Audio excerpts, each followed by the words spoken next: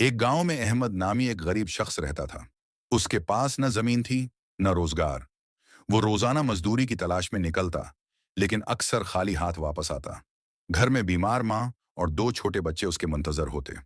एक दिन अहमद मस्जिद के बाहर बैठा रो रहा था। एक बुजुर्ग ने उसे देखा और पूछा, बेटा क्यों रो रहे हो? अहमद ने सारी बात बताई। बुजुर्ग ने मुस्कुराकर कहा, अल्लाह पर भरोसा रखो और छोटे से काम से शुरुआत करो।